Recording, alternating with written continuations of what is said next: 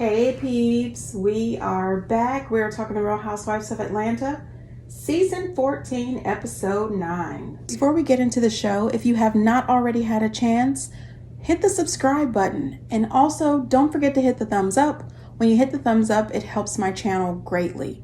Alright, so let's get into the show. So the show starts off with Sheree visiting her daughter. Her daughter has a podcast, and her podcast is of the mature nature. They speak about the sex. Anyway, I don't know what the landslide is. I really don't.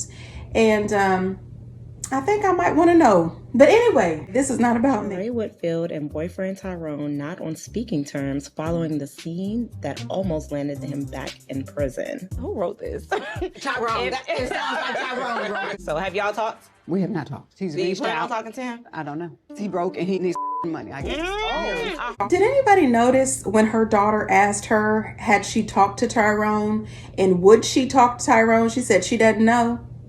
Why don't you know? Why do you not know that you should not be talking to Tyrone? That you are not going to talk to Tyrone? You know, I absolutely do not feel bad for Sheree. I am over this pity party. I don't know if due to Tyrone standing her up, something clicked in her head, said I could use this for a storyline. This is over. You are a grown, independent woman who is living in that beautiful home. You do not need Tyrone. You know, I do agree with her. However, I absolutely think Tyrone is the one who leaked this story. I think Tyrone absolutely dropped this story for a cash out. Sheree needs to move past this. You know, later in the episode, we see her break down when she's with her friend and she's crying and she says that she knows she deserves better. If you truly, honestly know that you deserve better, then stand firm in not speaking to Tyrone anymore. I remember in season 4 and season 10 when Nene told her multiple times that Tyrone was a con artist and a manipulator and a user. And I remember Sheree getting very pissed off, giving Nene all kinds of hell because of Nene's comments, thinking that Nene was possibly jealous of her and her relationship with Tyrone. Take heed when your friends and family tell you that there could be something wrong with the person you are interested in. You don't have to 100% believe them, but you should always keep your eyes open. Always follow your gut, because 9 times out of 10, when your friends and family who love you more than anything see something odd in a person that you are trying to date, whether it is a man or a woman, something's not right with that person. I'm just saying, keep your eyes open. It could be me being skeptical because I watch a lot of true crime. I don't know. Then we see Marlo with the kids, and she was saying that her nephews have been having a hard time. They've been acting a little different. You know, they're moping a little bit, having some problems at school. Her nephew, Michael, told the teacher that they do not get paid to argue with him. And Marlo seemed to be surprised by that. And I said, you know what, Marlo, they've been living with you for 3 years, ma'am. They have been living with you for 3 years. I'm sure they have picked up some of your nasty habits. She did ask them, did they think they needed to go to therapy? And they said no. I think where she dropped the ball was asking them, did they think they needed to go to therapy? What she should have said was, I have scheduled some therapy for the both of you due to everything that you have been through in your young life. I want you to be able to have someone that you can go to talk to and be free to speak your true thoughts and opinions and express yourself. Someone to help you work your way through these emotions. Don't ask them, do they think they need therapy? Set up the appointment. Now, Kenya ends up having Sanya over. I don't know if it's Sanya, whatever. I was really feeling her first 2 episodes, but I'm over Sanya. I think that she is a one and done, a 1 season wonder. We can get rid of Sanya. Can we keep the husband? Anyway, Kenya asked Sanya about the sex at the house with all the 14 people that live there. And she said that they have to sneak around. They're sometimes in the closet. They're out in the car. They're all over the place. That's just, I can't. We are grown people. We pay the mortgage over here. These people live with us. You know what I mean? We are grown. We are married. We have a child. Now, would it be weird having the sex in the same house as my mama? Absolutely. But it's my house. We loud. Get used to it. Listen, they have noise canceling headphones. Get into it. This our house. I'm just saying. Kandi calls and gives him the update regarding the young man who jumped the fence. And, she said that they let him off pretty much with a warning. And I'm paraphrasing. My thing is this. I think that they should have put that young man on a 5150 and went to check on his mental health. Because that scene that we've seen of him at Candy's gate, clearly he was in mental distress. They should have checked on that young man. And of course, Kenya talks to Sanya a little bit about her in and outs that she has with Marlo, and she's saying that Marlo has never been a friend to her. She doesn't know how to be a friend, and Kenya is just done with it. And I have to agree with that. Marlo has no clue how to be a friend. She is not a girl's girl, and she is just nasty to her core. She is using Kenya and Kandi this season, in my opinion, to hold on to her peach. But as far as I'm concerned, her peach is rotten. Her peach is fully ripe. It needs to go into a blender and turned into a smoothie. Ma'am, return your peach. I think that Marlo should go back to being a friend of the show. Her peach should be returned, and it should be given to Lisa Wu, who makes an appearance later on in the episode. Bring back Lisa, okay?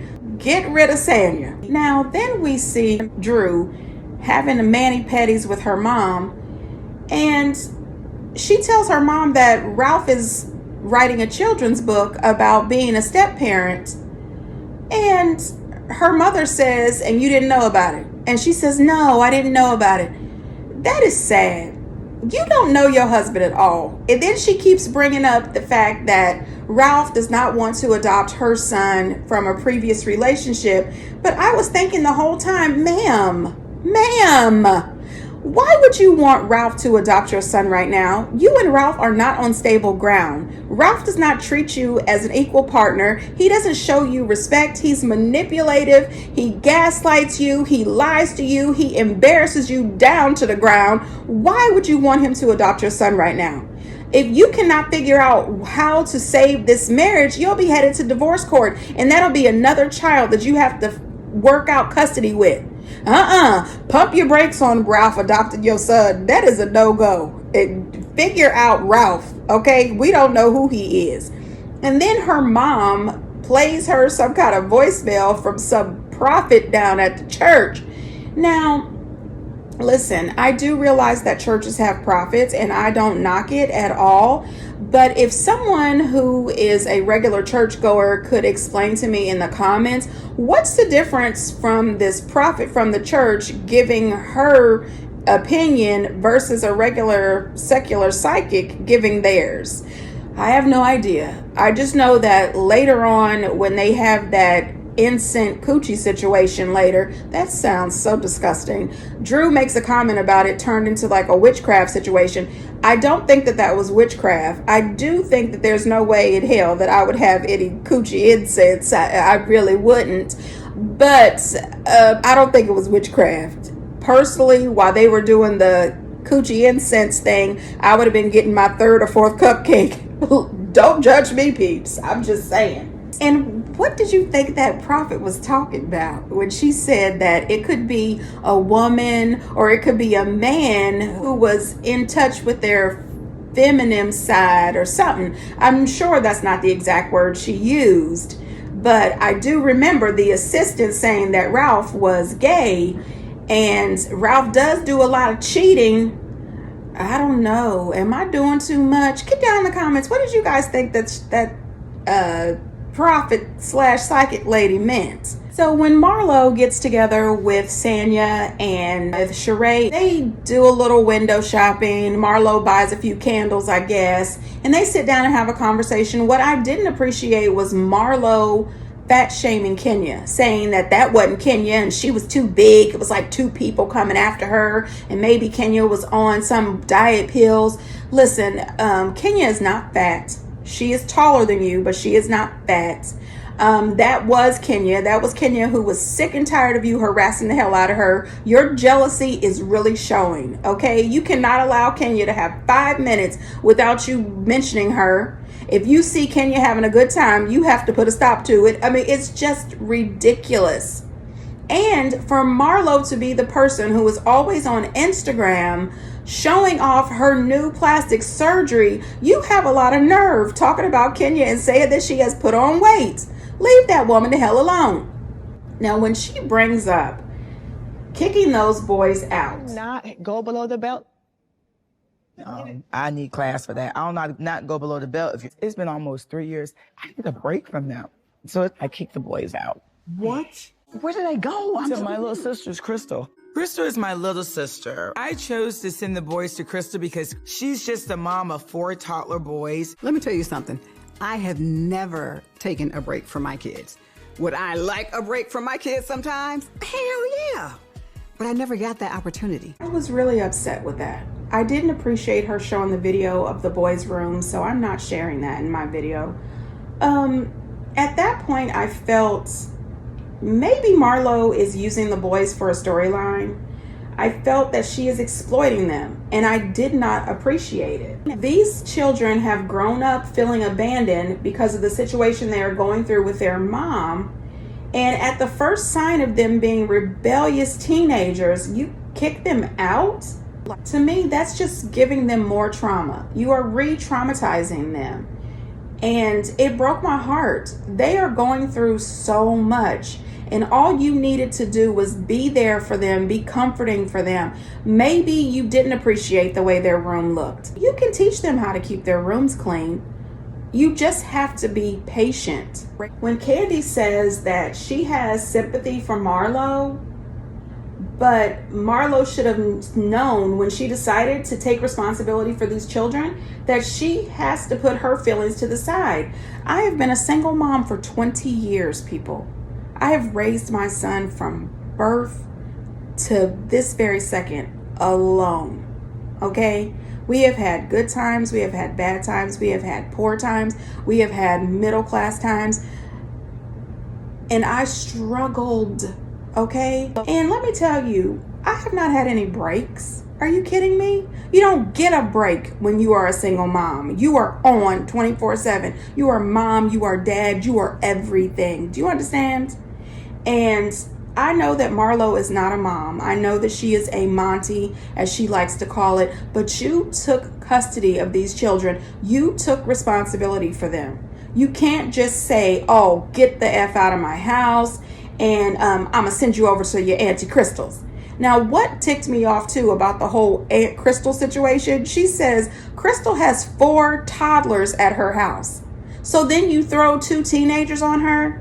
I think that was so disrespectful. And I think that it was so inconsiderate and selfish as hell. Crystal is over there with 4 toddlers. I would take 2 teenagers over 4 toddlers any day. I mean, give me a break. 4 toddlers is work. And then you add 2 traumatized, sad teenagers who are now feeling rejected. Marlo, you are being selfish at this moment. Marlo believes buying gifts, buying fancy shoes, fancy watches, fancy clothes for her nephews means that she loves them. And Kenya told her that a few episodes back. Material things is not love. Material things, that's not exactly what those boys need. What they need is to feel secure, to feel loved, and to feel safe. And you just took that away from them when you threw them out of that house. I think that she really thought that parenthood was just taking pictures for IG. No, that is not realistic. When you are a parent, you have great moments, great times, lovely memories. But you also have the times where you're disappointed, where you're sad, where you're tired, where you just can't repeat yourself anymore. But you have to. Get them straightened out.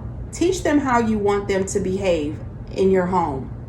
When they don't, take something away. Take the Xbox away. Take the laptop. Take the cell phone. Tell them that they can't hang out with their friends. And then you go meditate, read a book, get a massage, have a drink. You don't throw them out. And that's just my opinion.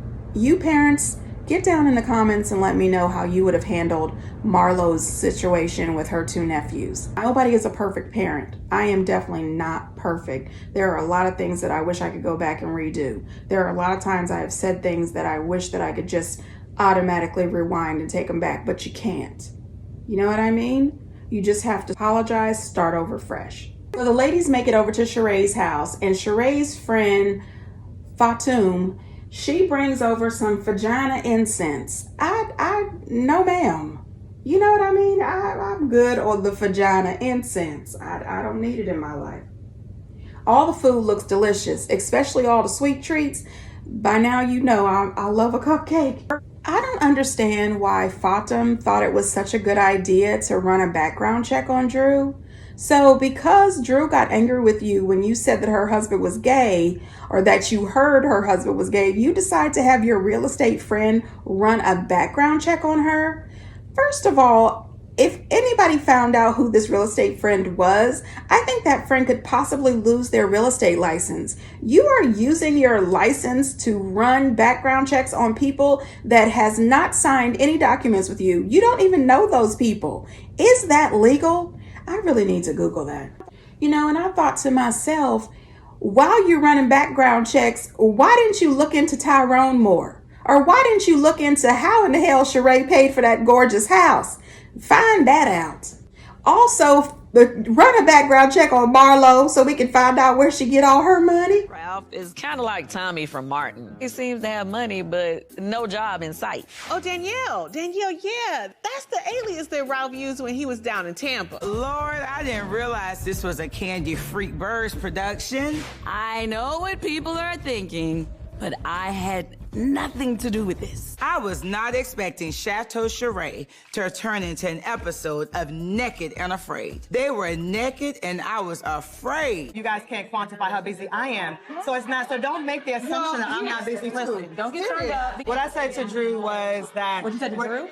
Oh, y'all have the boy name, girl name. I be sometimes calling Ralph Now you Drew. coming for my name? Do you truly love her? Or maybe not. So anybody that's ever hurt you, you gotta release them, because you'll be in bondage. Excuse me, I'm talking. Yeah, you've been talking a lot, Lisa. I said, hold on a second. That thought and let me finish what the I was saying. Girl. I don't mean to cut you off. Is she a stalker? And you do have a lot of aliases. And what does that mean? I don't know. She has information about me from a detective. And I'm gonna get more with me. Who is Danielle? She was one of my assistants. I love that your self-esteem has come up. Okay? Eat it. I am the moment, bitch. I am the moment. Not to Marky night. Always the moment. I don't care. She can't get in. You know what? It just seems to me that this season is the season of Drew.